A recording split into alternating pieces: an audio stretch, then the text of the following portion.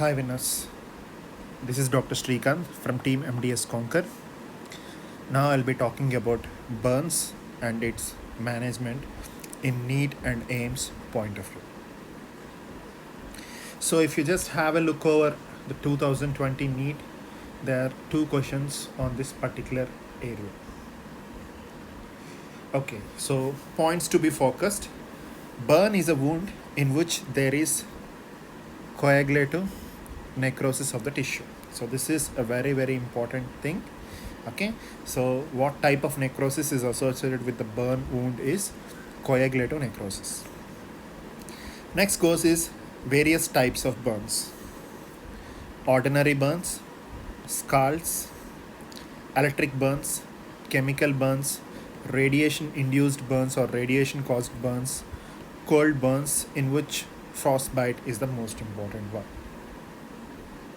So the first and foremost important thing is ordinary burns. Okay, ordinary burns are mostly due to dry heat, that may be due to flame or any hot substances, like injuries caused due to burns in the war time. They comes under ordinary burns. The next comes is the second one, that is scalds. Okay, scalds are most commonly due to moist heat. Okay, the ordinary burns are due to dry heat and scalds are due to the moist heat, that is due to a hot liquid or a steam from a hot liquid. All these comes under the scalds. The next comes is the electric burns. Okay, so next comes is the electrical burns. Electrical burns can be induced by low voltage or high voltage.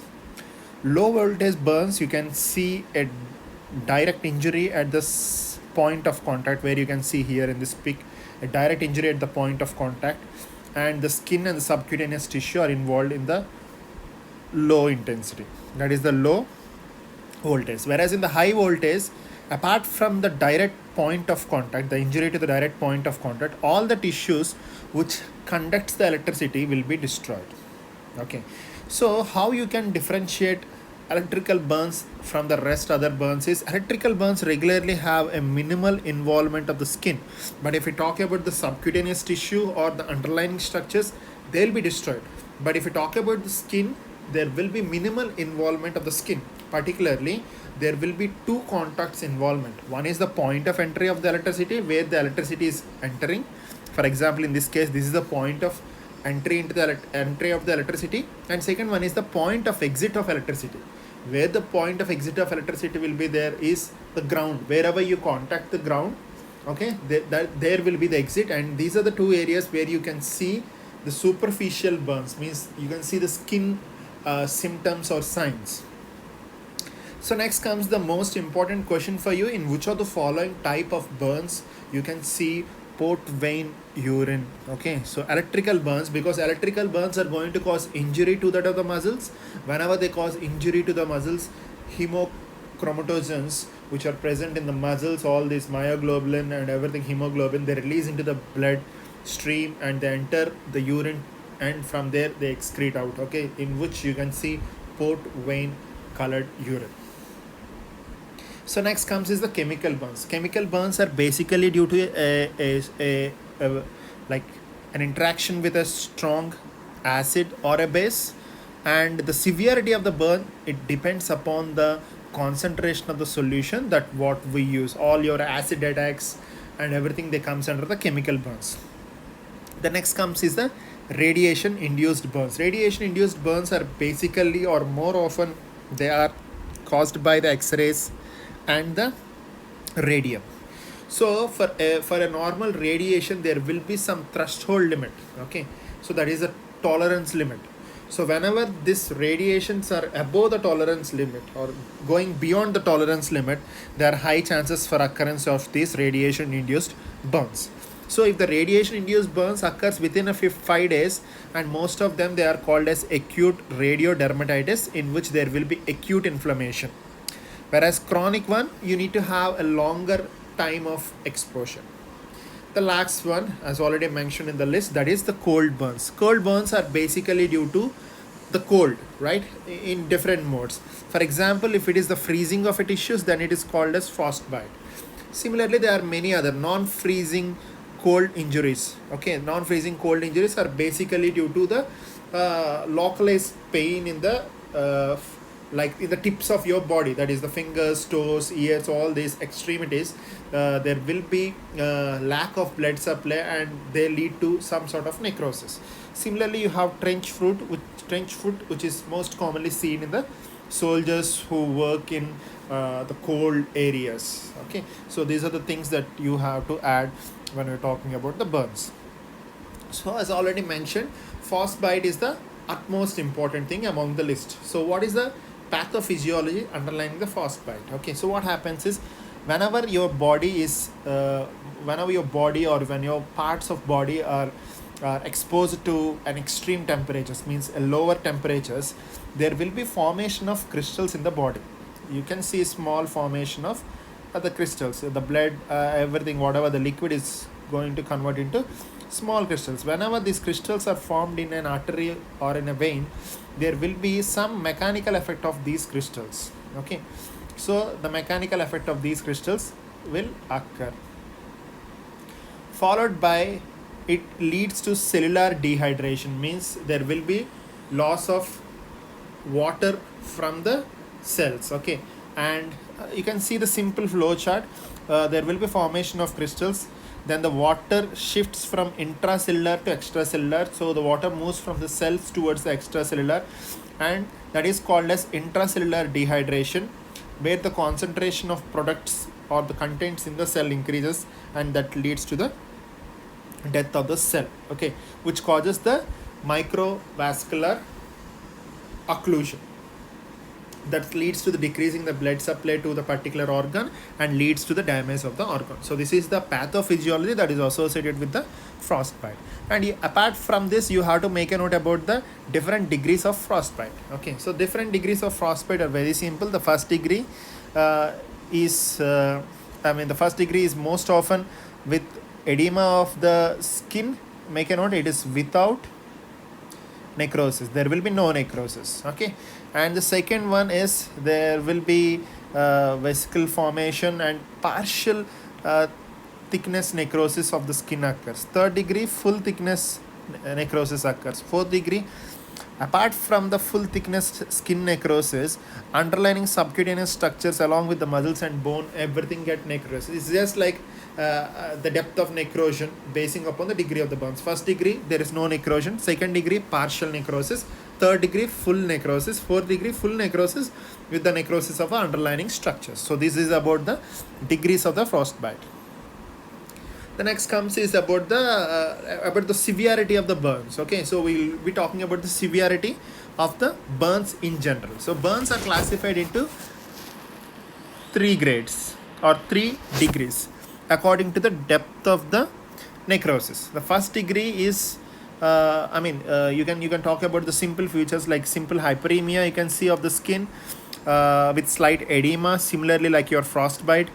There is only microscopic destruction of the superficial layer of the epidermis. Only the microscopic superficial layer will be destroyed, and there will be no scar formation in the case of this particular burns. And coming to the next important point, the first degree burns rapidly heals if the patient avoids further exposure to the source of the heat, and the first degree burns are not considered while estimating the magnitude of the burns for the purpose of intravenous fluid replacement. So whenever you go for fluid replacement, which will be discussed in the further slides, we will just try to calculate the body surface area basing upon which we go for the fluid replacement. But when it is a first degree burn, there is no need of estimation. There is no need of intravenous fluid replacement also. So that is all about the first degree. First degree points to be added is simple hyperemia of the skin. Okay, only you can see a microscopic destruction of the superficial layer. There is no scar formation, and they are not considered in estimating the magnitude of the degree of the burns for the fluid replacement. Next comes is the second degree burns. The second degree burns is an area in which the entire thickness of the epidermis is destroyed. Okay, you can see vesicles. The hallmark feature of the second degree burns is vesiculation. Very, very important point, and a star MCQ is vesiculation is a trademark feature of which degree of burns? The answer is the second degree of burns. Okay, the next comes is the third degree of burns. Third degree of burns, there is a complete destruction of the dermis as well as epidermis with irreversible destruction of dermal appendages and epithelial elements including the sensory nerves. As the sensory nerves are destroyed, there will be no pain. When you see the symptoms, there will be symptoms will be seen in the case of first and second degree, whereas in the third degree burns, as the nerves are destroyed, whenever your nerve is destroyed, there will be no pain. And skin graft, whenever you go for third degree burn, skin graft is mandatory to cover the particular area because entire dermis and epidermis is destroyed in this particular case. So next one is the most familiar one, that is the rule of 9. Okay, so estimation of burns can be done by rule of 9. Okay, what does rule of 9 says? Rule of 9 says most of the parts in the body which were affected by burns, they were allocated with 9%. Head, face and neck is 9%. Right upper extremity is 9%. Left is 9%. Right lower extremity, that is thigh, is 9%. Leg and foot are 9%. Left lower is 9, that is 9 plus 9, 18%. Anterior trunk chest is 9, abdomen is 9. Posterior trunk upper half is 9, lower half is 9. And the most important question is external genitalia. Your genitalia will carry only 1%. So these are the important things. So apart from this, please do add this last point. Of course, the above mentioned rule of 9 is applicable only to the adults. Make a note, it is only for the adults. And this rule is not strictly applied for infants and children, as the body surface of the head and neck, it varies. It is not applicable to infants and children. Why it's not applicable to infants and children? I hope you remember your ortho, where we used to learn about craniocaudal growth. Okay, so the growth of head in comparison to the rest of the body. If you compare to the baby will have more proportion of head.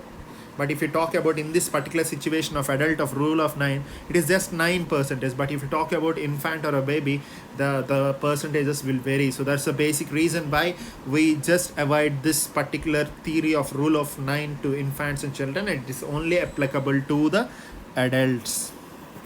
Next comes is, once you're done with the rule of 9, the important thing to be focused on the vascular changes that are associated with the burns. Okay, so first vascular change that is associated with the burns is the dilatation. You will have vascular dilatation, which leads to increasing in the flow of the blood. Okay, so which is up to this level, it is almost same as the pathophysiology of inflammation. But in inflammation, after increasing in the flow of the blood flow, it will be followed by stasis, but there is no stasis in the case of your burns. So there will be capillary permeability. It means if you see this is a vessel, the capillary permeability will be increased. So whenever the capillary permeability is increased, there will be movement of plasma proteins from inside to outside. Whenever you have plasma proteins outside, the plasma proteins will lead to edema. Okay, so they will lead to edema and form like blisters. You can see these blisters are filled with the plasma proteins, and after a few days this blister is going to break and form a protective layer around the wound. That is an advantage. Okay, so what happens is the plasma proteins which are present inside will move outside because of the capillary permeability. So next we need to talk about the infections. Okay, so apart from this, infection is the second most common cause of death. Okay, after hypovolemic shock is the most common cause for the death, followed by the infection. Okay, the questions vary. So don't get confused with the questions. They can ask you a question like, which is the most common cause of death at the site of injury? Okay, so at the site of injury is a keyword. Means while at the site of burn, it means at the site of incidence, the most common cause of death is they're not able to breathe because of suffocation, asphyxia. They cannot breathe. Okay, they cannot breathe. So the most common cause of death at the site of incident is they cannot breathe. Okay, suffocation.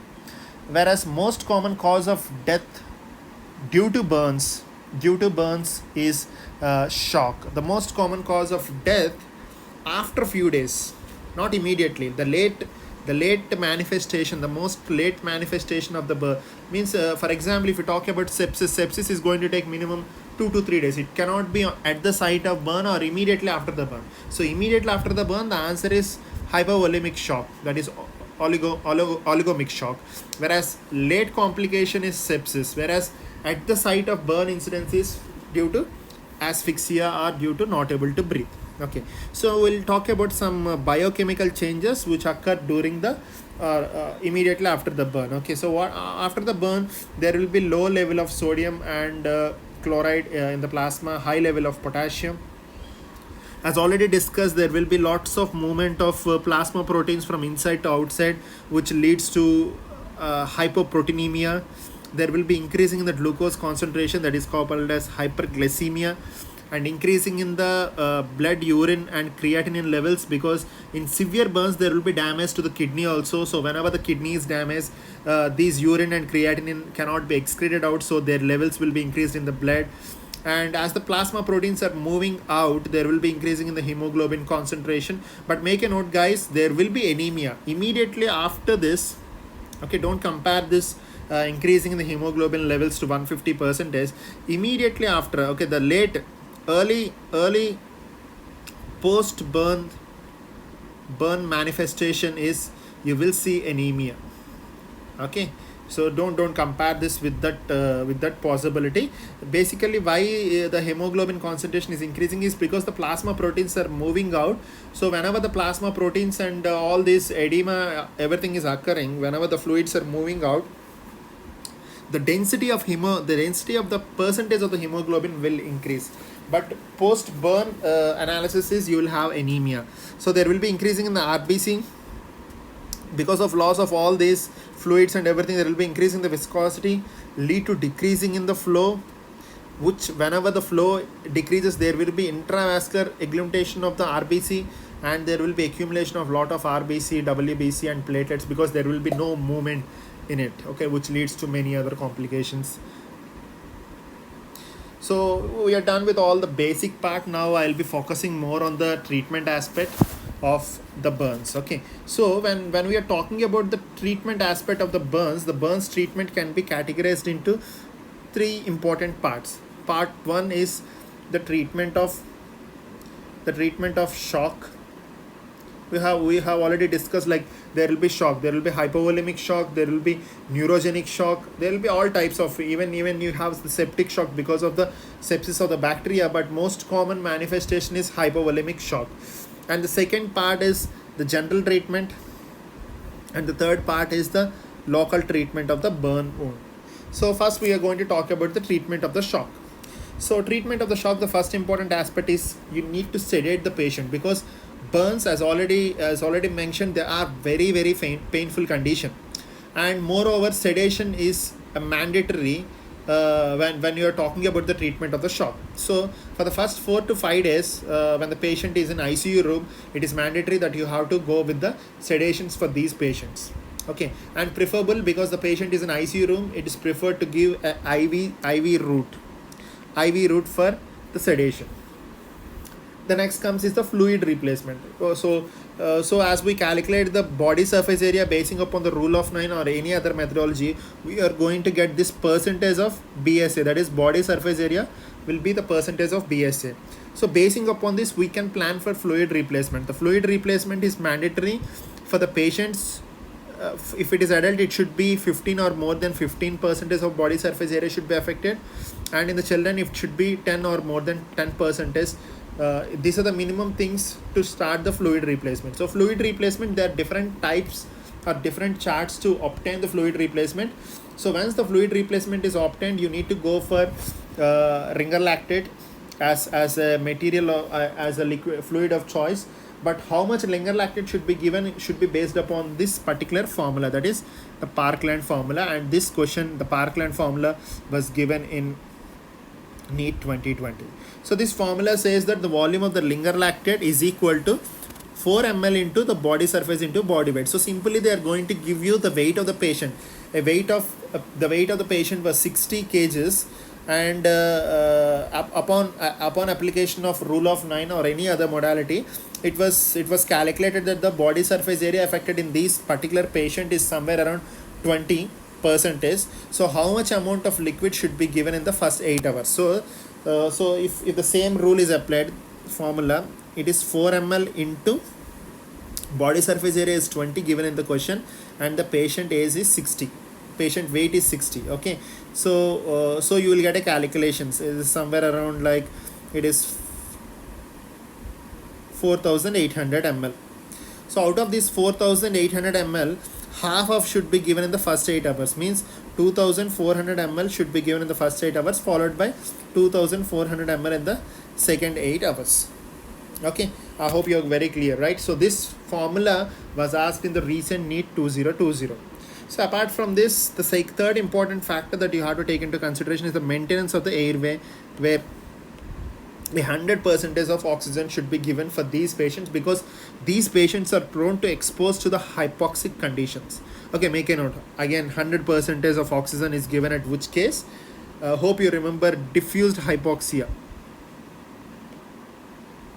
I hope you remember this diffuse hypoxia, which is a complication of usage of nitrous oxide. Nitrous oxide causes sedation, you get diffuse hypoxia. So the treatment of diffuse hypoxia is again 100% of oxygen, which is given in NEET 2020. Okay, so please do make a note this valid point also. So we are done with the treatment of the shock. So the second phase is basically the general treatment. Okay, so general treatment, I mean, first of all, you need to learn about this particular term, because this is recently was given in PGI, that is eschar. So what is escharectomy? Escharectomy is a surgical procedure used to treat full thickness burns. So whenever you have full thickness burns, your dermis and epidermis are destroyed along with your sensory nerves. So that tough leather, you can see in this particular image, you have a tough leather tissue remaining after full thickness burns, that is called as eschar. So even if you apply some topical agents over this area, they will not penetrate to the underlying structure. So in such cases, it is better to remove it. Okay, the surgical removal of full thickness burns is called as this. They can ask you what is escharectomy and anything, so please do make a note. Apart from this, as there is high chance of contamination, it is mandatory that you need to go for tetanus prophylaxis in these patients. And coming to the antibiotics, so before going into the antibiotics, you have to make a note that the microorganisms which is most commonly infecting the burns patient is Pseudomonas. Pseudomonas is the microorganism which is most commonly infecting the burns patient. Is a star MCQ in your microbiology. So when you're planning for treatment of a fresh burn, okay, so before going into the drug of choice for the burns, so first of all, you have to make a note, always your topical antibiotics are more preferred when compared to the systemic antibiotics. In the case, the penetration of the systemic antibiotics is very less, so it's better to go for the topical application on the burn side. So for a fresh burn, it is better to go with a third generation cephalosporins, and for an infected old burn, okay, you can go for either semi-synthetic penicillins. So once the burn like is going on, it is better to have some sensitivity tests by collecting some swabs and sending them for culture, followed by going for a specific type of antibiotic which is resistant to that particular agent. So this is the antibiotic protocols that you can follow for the burns. So next comes is the I just want to add a note about the gastric decompressions. Okay, so these are the two very peculiar important conditions that you have to make a note about the GIT manifestations, okay, in the burns patient. Like because of the burns, okay, so because of the burns there will be some gastric decompression. This is called as gastric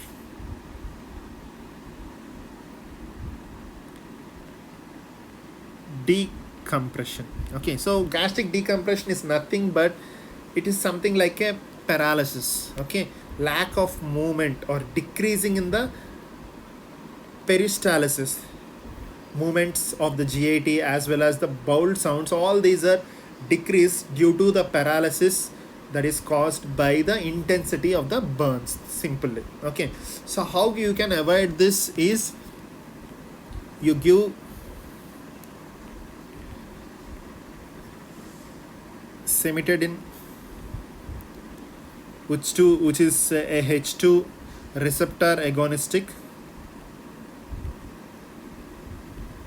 Okay, you can give this by a nasogastric tube. So you just inject, you just keep a nasogastric tube to the patient.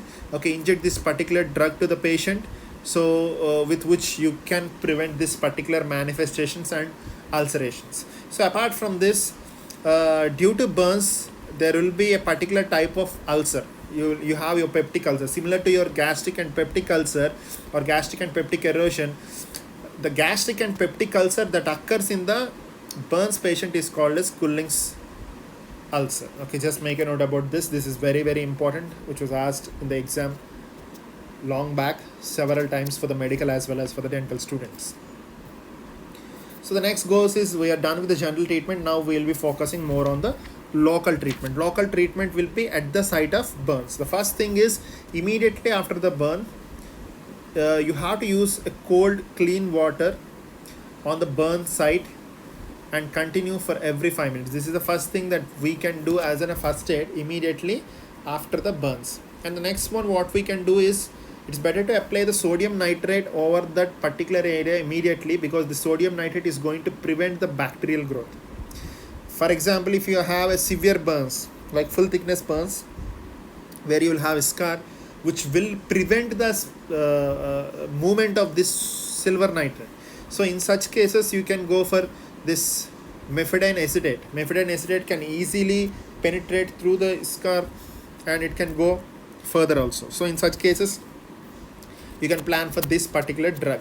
So coming to the mode of treatment, the mode of treatment goes in different ways. One is exposure mode of treatment. So exposure mode of treatment is most commonly seen in the treatments of head and neck. For example, if you see this particular case, okay, where the injury is more related to the head and neck, and the most of the area is left uncovered. Okay, so left uncovered, what happens is, whenever you have left uncovered and the topical agent is applied for every 12 hours, so the surface of the skin will the wound will heal and will act as a protection for the infection. It will not allow the infection to go in. In such cases, you can go for the exposure method of treatment, means you are not going to cover the wound. Whereas in the second case, you will go for closed method. So this is a case where you went for the closed method. You can see there are 3 layers in this. Layer 1, in which you are going to apply a non-adherent oil-based cream, which is used as a tropical agent. You can use any antibiotic according to the list. Okay, so followed by, you are going to keep a sterile cotton. You can see a sterile cotton here in the transparent, and followed by, you can keep a cotton bandage. This is a 3-layered approach, which is called as a closed method. You can use your silver nitrate or serum nitrate, or povidone iodine in this, or silver sulfagine. Any of these can be used. Okay, so the next comes is, obviously, whenever you're going for increasing the intensity of the burn, that is about the 3rd degree burns. As already mentioned, for 3rd degree burns in specific, you need to go for the skin graft. Okay, all this stuff will come under the grafting techniques. Okay, so the 3rd degree burn, it is mandatory that you need to cover the skin, and you have to go for the skin grafting. So that's all for now. So keep working, guys. The only weapon in our hand is the brain. Okay, so try to use your brain, exercise your brain from all the aspects. First of all, try to get good command over the subject in an overall point of view. Then the second half is the practice. Okay, so first half is the orientation, and the second half is you need to practice. This is common for all the games. Even for the games what you practice, first you should know the rules and regulations. Rules and regulations is something like an orientation. The next, you need to practice. Practice is the net practice, that is with MCQs. First, you should have a strong base towards the subject. Once you are clear with the subject, then you can play with n number of MCQs. So this may not be possible in all the cases, but whenever you have chance, please try to utilize it and try to uh, follow this methodology of approach towards your preparation. Thank you all. Signing off, Dr. Srikanth from Team MDS Conquer.